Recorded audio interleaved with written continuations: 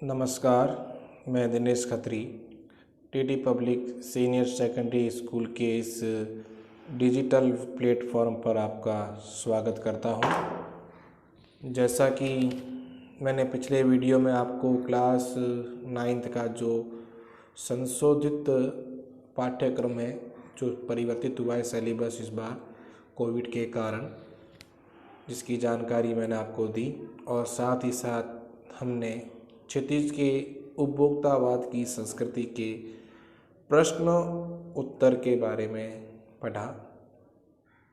आज हम आपके सिलेबस में पाठ्यक्रम में जो दूसरी पुस्तक है जिसका नाम है कृतिका का पहला चैप्टर, पहला पार्ट, जिसका नाम है इस जल प्रलय में, फणीश्वर नाथ रेणु जिसके लेखक है का पाठ हम आज पढ़ेंगे।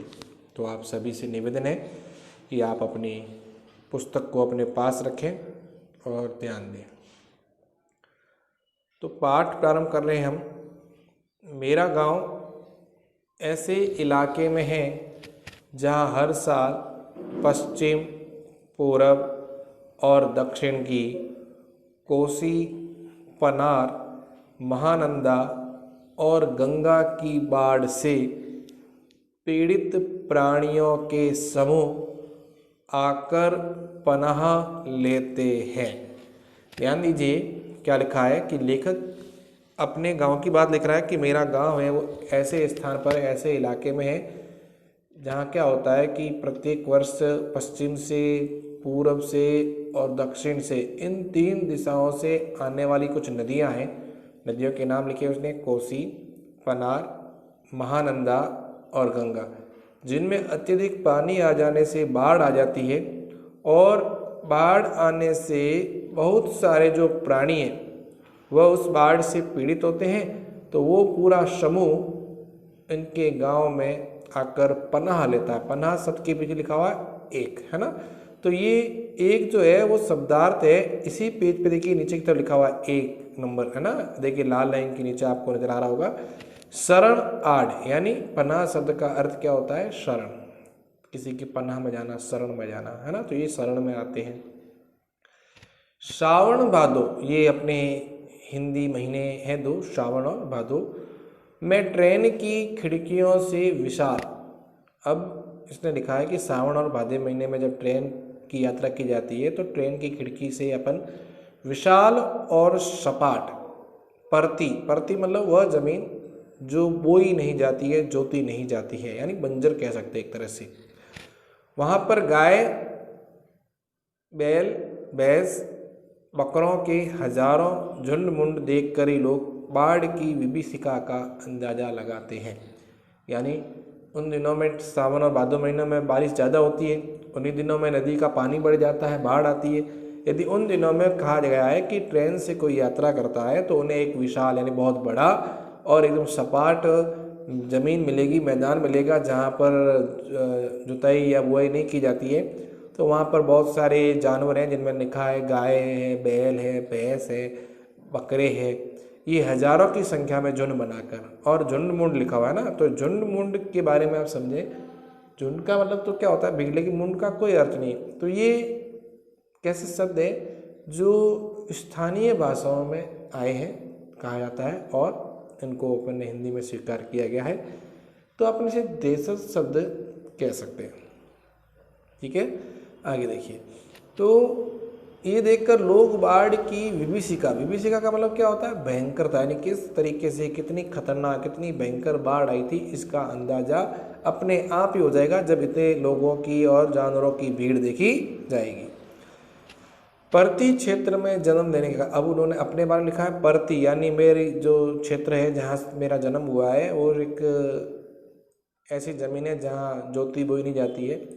तो उस स्थान पर जन्म लेने के कारण अपने गांव के अधिकांश लोगों की तरह मैं भी तैरना नहीं जानता, क्योंकि वहाँ पानी के बारे में लिखा है कि ऐसी ज़मीन है, खेती वेती होती नहीं थी, तो पानी इकट्ठा करने का ऐसा कुछ था नहीं कि तालाब हो।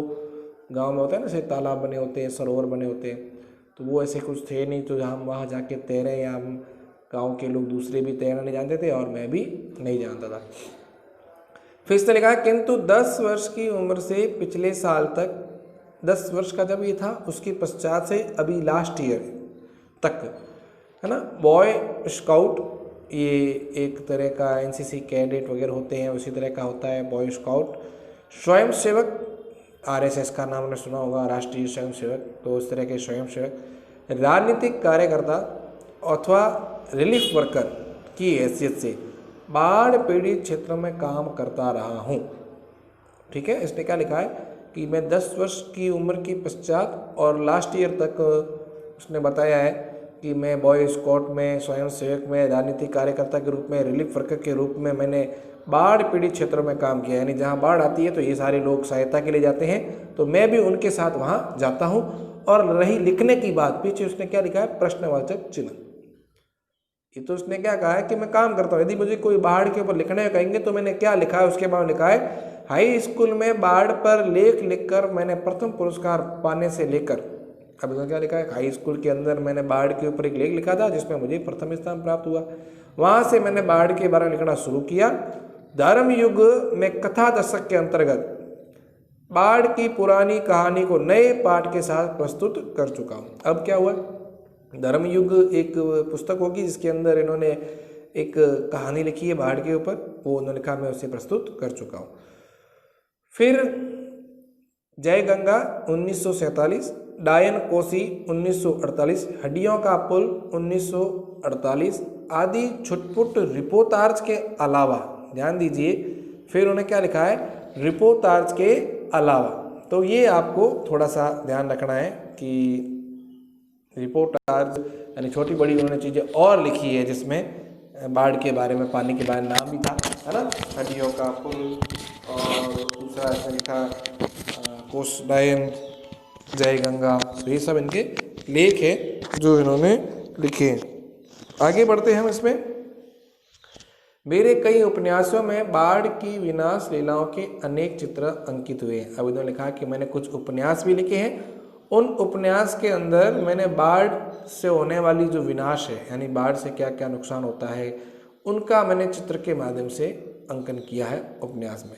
किंतु गांव में रहते, लेकिन वो कह रहे हैं कि जिस गांव में मैं रहता हूँ वहाँ गांव में रहते हुए बाढ़ से गिरना, बहना, फंसना, भोगने का मेरे को कोई अनुभव नहीं। यानी वो खुद कह रहे हैं कि मैंने बाढ़ के बारे में लिखा है ना, और काम भी किया है, लेकिन मैं कभी स्वयं बाढ़ के अंदर गिरा नहीं हूँ, फंसा नहीं हूँ, ये ऐसा उनके पास अभी अनुभव नहीं है।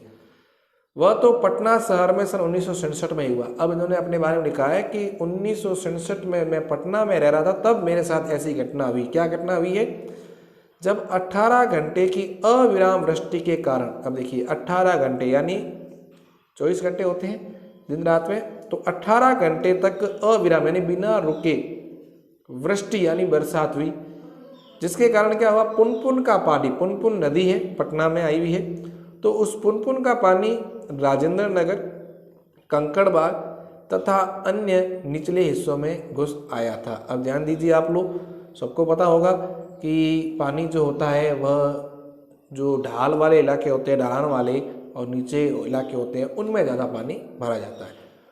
तो वही चीज़ है यहाँ पर कि पटना में जो कुछ स्थान है, राजेंद्र नगर है, कंकड़बाग है, वो थोड़े हाइट में कम है, इसलिए वहाँ शायद पानी ज़्यादा इकट्ठा हो गया था, ऐसा उन्होंने लिखा है।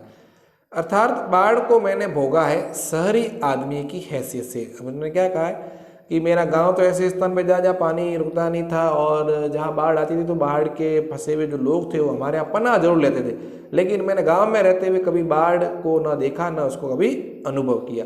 लेकिन जब मैं पटना शहर में रहने आया तो उन्होंने लिखा कि उस समय मैंने बाढ़ के एक विभीषिका जो होती है खतरनाक, कहते हैं ना भयानकता, उसके रूप को मैंने देखा है और भोगा है।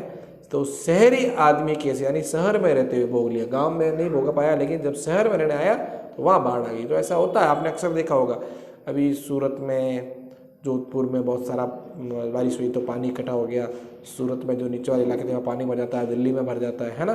तो उसने कहा मैंने शहरी आदमी कैसे से भोगा है। इसलिए इस बार जब बाढ़ का पानी प्रवेश करने लगा, पटना का पश्चिमी इलाका छाती पर पानी में डूब गया। अब देखो, जब उसने कहा कि पटना के अंदर बाढ़ का पानी आने लगा तो पटना का जो पश्चिमी भाग है उसमें पानी भर गया। कितना? छाती भर, यानी आदमी की जो हाइट होती है उसकी छाती तक के लगभग पानी आ चुका था। तो हम घर में ईंधन, आलू, मोमबत्ती, दिया सिलाई, पीने का पानी और कंपोस्ट की गोलियां जमा कर बैठ गए और प्रतीक्षा करने लगे। ध्यान दीजिए अब क्या लिखा है इसने कि जब बाढ़ का समय आया तो उसने कहा कि हमने उस समय घर में ईंधन, आलू, मोमबत्ती, दिया सिलाई और पीने का पानी और कंपोज की गोलियां, ये सभी हमने इकट्ठी करके रख दी और फिर हम प्रतीक्षा करने लगे। तो यहाँ तक आज हम पाठ पढ़ते हैं, जिसको आप एक बार फिर से अध्ययन करें। कोई भी समस्या हो तो उसके लिए आप निश्चित रूप से संपर्क करके अपनी समस्या का समाधान करें। आज के लिए इतना ही। आगे का चैप्टर हम अगले वीडियो में पढ़ेंगे। धन्यवाद।